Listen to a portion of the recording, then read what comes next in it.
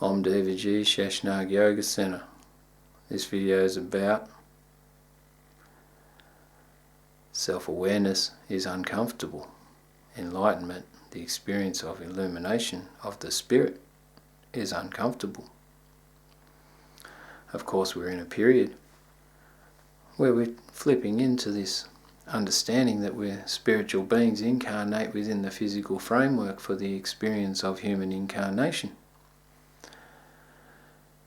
During that period, I've found it, because I have the lack of knowledge, the lack of awareness to do with the path of destruction of myself, the identity that falls apart and falls away on the way to realizing and submerging myself in the great being. I found it a little bit weird. I took the shortcut route. Kundalini fully awakened because I just went straight to the goal, and since then I've been deconstructing myself and trying to understand the experience. If you go through a systematic process of yoga according to the teachings of a known guru who understands the process, then maybe it's not that uncomfortable. As you go along to workshops, classes, you get the knowledge on the way through and you systematically rip shreds off of yourself and everything that you thought you were.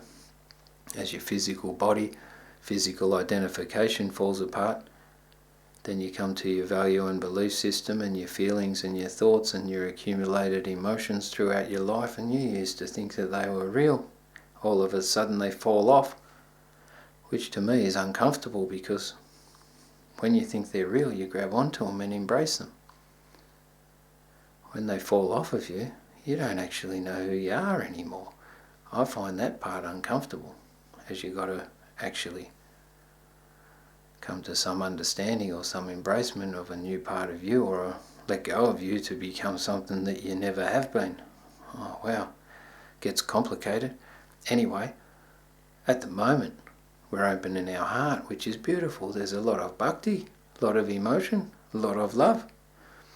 There's a little bit of knowledge, but everyone's going around feeling connected to everyone, which is cool. I don't know myself if that's actually spiritual illumination. I think it's expression of love itself. The spiritual illumination is actually when all of those identities fall off. Maybe you are pure love. Maybe that's as easy as that. Live in the now. Ram Das, Eckhart Tolle. Maybe that's all there is. To me, it's been extremely painful. Why? Because I trust people, have faith in the divine.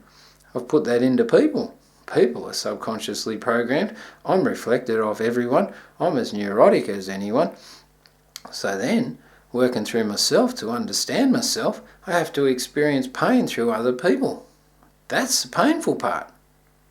Where's the love in that? I don't know. Maybe if you just go straight for love, that's okay. Myself, I've found that the path of spiritual illumination without knowledge has been extremely scary, extremely frightening, especially if it happens and then you have to go back and work in the everyday role that you used to have, where people still have the same belief they used to, but you're totally different. That hurts. Where do you go for help? I don't know.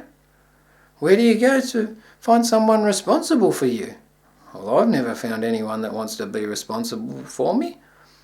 Maybe if I dedicate my life to working in their garden through karma yoga in an ashram for the rest of my life, how responsible is that relative to my own karma and my own incarnation in the West?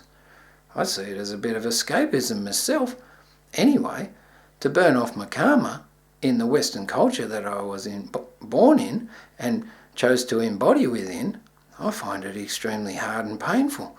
Not to mention, the more enlightened you get, or the less of you, or the less of the old you that you embody, because as you go through, it goes from the dense interpretation into the subtle interpretation. So you bust through the physical, bust through the emotional and the thoughts and the feelings, then you go into the spirit. Once you get there, to actually have that perception, you have to actually be a sensitive, empathic person.